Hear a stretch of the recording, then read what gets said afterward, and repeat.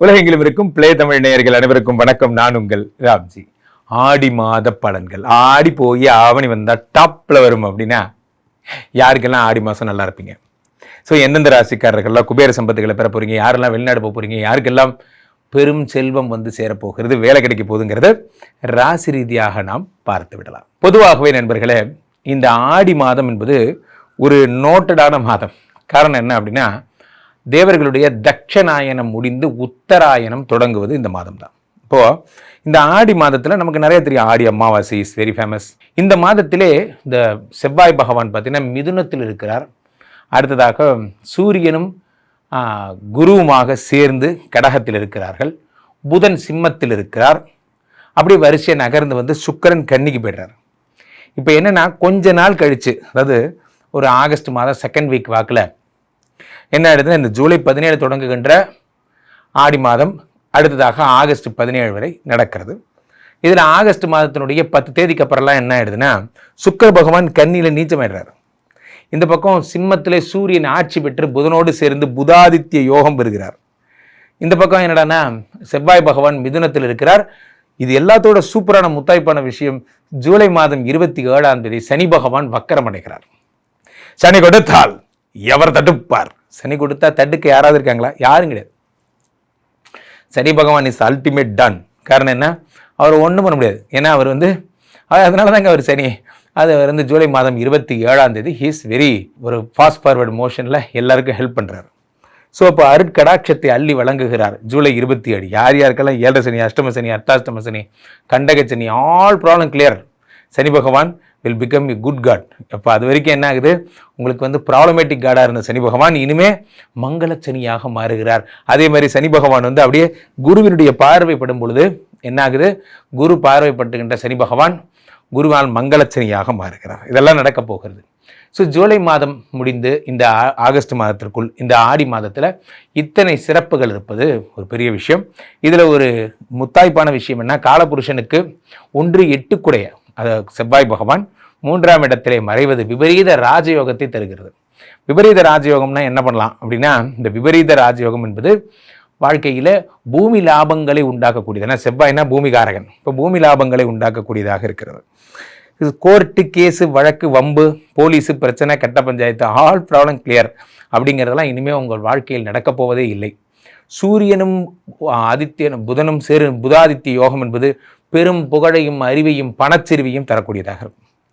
சுக்கிர பகவான் கன்னியிலே நீச்சமாவது அப்போ ரொம்ப சந்தோஷம். நீ போராஜா அப்படிங்கிற மாதிரி. நிறைய பேருக்கு சுக்கிரன் நீச்சமாகிறது நல்லது, பாதி பேருக்கு சுக்கிரன் நீச்சமாவது கெட்டது. அடுத்த 2 மாதங்களில் வளர்ச்சி கண்ணு முன்னாடி தெரியுது. நான் என்ன டெவலப் ஆக போகிறேங்கிறது என் கண்ணு முன்னாடி தெரியுதுரா அப்படிங்கிற மாதிரி. இந்த ஆடி மாதம் நிறைய பேருக்கு ஒரு ஸ்டார்ட் அப் மாதமாக இருக்கும். நீங்கள் இந்த ஆடி மாதத்தில் என்ன பண்ணுறீங்களோ அது உங்களுக்கான பயண தொடக்கம்னு வச்சுக்கலாம். நம்ம ஜேர்னி ஸ்டார்டட் நவ் அப்படிங்கிற மாதிரி இந்த மாதத்திலே பெரும்புகழும் பெரும் சிறப்பும் உங்களுக்கு சேரப்போகிறது. என் மனதிற்கு மிகவும் இனிய மகர ராசிக்காரர்களே, மகர ராசிக்காரர்கள்னால் எனக்கு ரொம்ப பிடிக்கும். 10-15 வருஷமாக அவங்கள பார்க்குறேன், இவர்களோடு நான் வாழ்ந்திருக்கிறேன். மகர ராசிக்காரர்களை எனக்கு இன்ச் பை இன்ச் தெரியும். உங்கள் வாழ்க்கையில் நடந்த அத்தனை விஷயங்கள் எனக்கு தெரியும். மகர ராசிக்காரர்களுக்கு இந்த ஆடி மாதம் எப்படி இருக்க போகிறது? 7ஆம் இடத்திலே சூரிய பகவான், 7ஆம் இடத்திலே இப்போ குரு பகவான் உச்சம் பெறுகிறார். உச்சம் பெற்ற குரு பகவான் என்ன பண்ணுறார்? காதல் வருகிறது. காதல், நிறைய பேர் ஹஸ்பண்ட் அண்ட் ஒய்ஃப் பிரிஞ்சிருக்கீங்க, எல்லாம் சரியாயிடும். 2 பேரும் ஒன்றா வாழ போகிறீங்க, 2 பேரும் ஒரே வீட்டில் இருக்க போகிறீங்க போன்ற விஷயங்கள்லாம். கணவன் மனைவி பிரிவினால் கஷ்டப்படுறவங்க, டைவர்ஸே போட்டாங்க சார், பேப்பரே போட்டாங்க சார், என்ன சார் வாழ்க்கை, போங்க சார், வாழ்க்கையே வெறுப்பாக இருக்குது சார், கவலையப்படாதீங்க, உங்களுக்கு அந்த டைவர்ஸ் பிரச்சனைகள் எல்லாம் சரியாயிடும். 7ஆம் இடத்திலே குரு பகவான் உச்சம் பெறும் பொழுது உங்களும் ஆமாம் நம்ம ரங்கராஜ் நீ தானே அப்படி கொடு, உங்களை தான் தூக்கி அப்படியே என்ன பண்ணுறார், தூக்கி ஃபாரினில் கனடாவில் வச்சிடறாரு. யார் மகர ராசிக்காரங்களோ கரெக்டாக நோட் பண்ணி தூக்குறாரு குரு பகவான். வாங்க கமான், கனடா வேணுமா, அமெரிக்கா வேணுமா, எந்த கண்ட்ரி வேணும் அப்படிங்கிற மாதிரி வெளிநாட்டு கனவுகள் எல்லாம் நிறைவேறப் போகிறது. 7ங்கிறது நல்ல பார்ட்னர் சார். நான் கும்பிட போன தெய்வம் குறுக்க வந்த மாதிரி சார். அவர் பணத்தை கையில் வச்சுட்டு நல்ல புச்சாலி தேடிட்டு இருந்தார். நான் எனக்கு அறிவு இருக்குது, பணம் அது தேடிட்டு இருந்தேன். 2 பேரும் ஒரு இடத்துல சந்தித்தோம் சார், நாங்கள் இது மாதிரி ஆரம்பிச்சிட்டோம் சார் போன்ற விஷயங்கள், அற்புதங்கள். அது நல்லா புரிஞ்சுக்கோங்க. வாழ்க்கையிலே அடுத்த நொடி என்ன நடக்கும் என்று தெரியாத அற்புதம் தான் வாழ்க்கை. எப்போ வேணால் எது வேணால் நடக்கலாம். நீங்கள் பெரிய அளவு போகிறீங்க நீங்கள், ஆனால் அதை நம்புங்க, இது நடக்கும்னு நம்புங்க. அதே மாதிரி உங்களுக்கு என்ன நடக்கும்னா, இந்த செவ்வாய் பகவான் 4-11 கூடிய பாதகாதிபதி 6ஆம் இடத்தில் இருக்கிறார். மோசமான நேரம். இந்த மாதம் ஒரு விஷயத்தில் ஜாக்கிரதையாக இருக்கணும். என்ன அப்படின்னு பார்த்தீங்கன்னா, வம்பு வழக்கு போன்ற பிரச்சனைகள் வரும். 4-11 கூடிய பாதகாதிபதி 6ஆம் இடத்தில் இருக்கும் பொழுது செவ்வாய் சம்பந்தப்பட்ட பிரச்சனைகள் வரும். என்னது?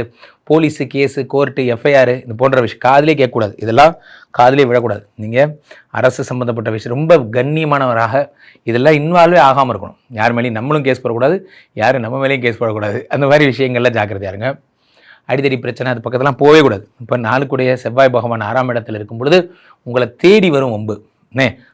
போட்டிருக்காங்க, ஒரு நோட்டீஸை போட்டு விடுங்கண்ணே, பதிலுக்கு ஒரு லெட்டரை போடுங்கண்ணே. வேணாம்ப்பா. பல பிரச்சனைகளுக்கு தீர்வு வெள்ளைக்குடி. சமாதானத்தை சொல்லிட்டீங்கன்னா சொல்லுவாங்கள்ல, கோச்சடையான்னு சொல்கிற மாதிரி தான். என்ன சொல்லுவாங்க?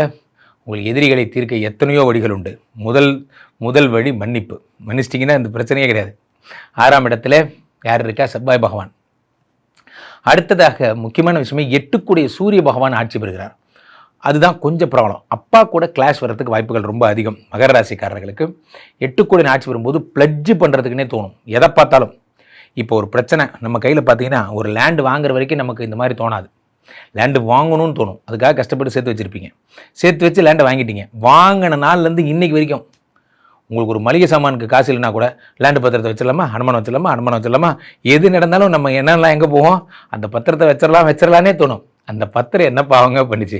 உங்கள் கூட வாழ்கிறதுக்காக அந்த லேண்டை வாங்கினீங்களா, இல்லை அடமானம் வைக்கிறதுக்கு வாங்கினீங்களா? யார் என்ன கேள்வி வந்தாலும் சரி, என்ன பிரச்சனை, ஒரு 10,000 ரூபா பிரச்சனை வந்தாலும் நம்ம என்ன பண்ணுவோம்? அந்த லேண்டை கொண்டு போய் வச்சிடலாமா? லேண்டை தயவுசெய்து வைக்காதீங்க. வைக்கிறது ரொம்ப ஈஸி. ஆனால் இந்த நேரத்தில் வச்சிங்கன்னா எடுக்க முடியாது. ஒன்று மனசில் வச்சுக்கோங்க, காசு இல்லைனாலும் உட்காந்துருப்பேன், ஆனால் ஜுவல்ஸியோ லேண்டே அடமானம் வைக்க மாட்டேன் அப்படிங்கிறதுல சத்தியம் பண்ணிட்டு வாழுங்க. அது இல்லாமல் எவ்வளோ போட முடியுமோ முடியுங்க. முடியலன்னா அந்த முடிவுக்கு போகலாம். கடைசி தான் அதெல்லாம். 8ஆம் இடத்துல சூரிய பகவான் ஆட்சி பெறும்பொழுது தேவையில்லாமல் இந்த மாதிரி அரசை விமர்சிக்காதீங்க. தேவையில்லாமல் இது மாதிரி அடுத்ததாக புதிதாக வரக்கூடிய கூட்டணியை பற்றி உங்களுடைய கருத்து. எனக்கு ஒரு கருத்து இல்லை. என் கம்பெனியில் ஏற்கனவே என்னை வேலை விட்டு அனுப்ப போகிறாங்க, எனக்கு ஒரு கருத்து இல்லை என்று சொல்லுங்கள்.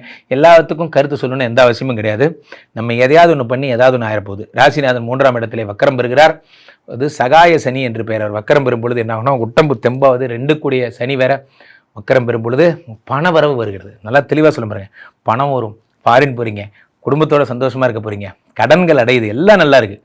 அரசை விமர்சிக்கக்கூடாது, தேவையில்லாத பிரச்சனையில் இன்வால்வ் ஆகக்கூடாது. இதை மட்டும் நீங்கள் பண்ணாமல் இருந்தீங்கன்னா நல்லா இருப்பீங்க. மகர ராசிக்காரர்கள் சூப்பராக இருக்குது. உங்களுக்கு ஐவிஎஃப் ஐயுஐ பண்ணுறவங்க இந்த மாதம் வேண்டாம். நான் 5 கூடிய சுக்கிரன் நீச்சமாக இருக்கார், அதனால் அடுத்த மாதம் தள்ளி போட்டுக்கலாம். இப்போதைக்கு அந்த முயற்சிகள் இருக்கிறவங்க அந்த முயற்சியை கைவிடுவது நல்லது. மகர ராசிக்காரர்கள் மகத்தான பலன்கள். இந்த மாதம் நீங்கள் என்ன செய்யணும் அப்படின்னு பார்த்தீங்கன்னா, பெரும்பாலும் யாராக இருந்தாலும் சரி சூரியனாரை வணங்க வேண்டும். சூரியனார் யார்? கதிரவன், ஒளிக்கடவுள், அவரை வணங்கணும். அவரை எங்கே வணங்கணும்? நீங்கள் பெரும்பாலும் சூரியனார் கோயில் போய் வழிபடலாம். அல்லது சென்னையில் ரெட் ஹில்ஸ் பக்கம் ஞாயிறு கோயில்னு ஒரு கோயில் இருக்குது, அங்கே சென்று வழிபடலாம். அதே மாதிரி நீங்கள் சுக்கிர பகவான் நீச்சம் என்பதால் பிரீத்தி செய்து கொள்ளணும்னு நினைக்கிறவங்க ஸ்ரீரங்கம் சென்று இந்த சுக்கிர பகவானை வழிபடலாம். அல்லது நீங்கள் காஞ்சி காமாட்சியை வழிபடலாம், அல்லது மாங்காடு காமாட்சியை வழிபடலாம். இது மாதிரியான வழிபாடுகள், சுக்கிர வழிபாடுகள் எல்லாம் உங்களுக்கு மிக உயர்ந்த பலன்களை தரும். காரணம் என்னவென்றால், இந்த சுக்கிரமூர்த்தி சுபமிகு ஈவாய் வக்கரமின்றி வரமிக தருள்வாய் வெள்ளி சுக்கிர வித்தக வேந்தே அள்ளி கொடுப்பாய் அடியார் கருளேனா. ஸோ அப்போ சுக்கிர பகவான் வெண் தாமரை வைத்து இந்த சுக்கிர பகவானை வழிபட உங்களுடைய பிரச்சனைகள் எல்லாம் எவ்வளவு சீக்கிரமாக கடகடன் சால்வ் ஆகுதுன்னு மட்டும் பாருங்கள். அவ்வகையில் நீங்கள் எதாக இருந்தாலும் நீங்கள் இந்த மாதம் புதாதித்ய நம்பர் 1 தொடங்குங்க. போட நிறைய விஷயங்கள். சூரியனை வழிபடுதல் இந்த மாதம் சிறப்பு. ஆக ஆடி மாதம் அளவு கடந்த செல்வங்களை தரும் மாதமாக விளங்குகிறது. தொடர்ந்து என்னை கான்டாக்ட் பண்ணணும்னு நினைக்கிறவங்க கீழே போயிட்டு இருக்க இந்த நம்பரை கூப்பிடுங்க. உங்களுடைய சொந்த ஜாதகத்தை பார்த்து கொள்ளுங்கள். உலக புகழ்பெற்ற நமது விஸ்வரூப விஷ்ணுமாயா எழுந்தருள் இருக்கக்கூடிய புனிதமான இந்த ஸ்ரீமடத்திலே தினசரி நடக்கின்ற விஷ்ணுமாயா ஹோமங்களில் கலந்து கொள்ளுங்கள்.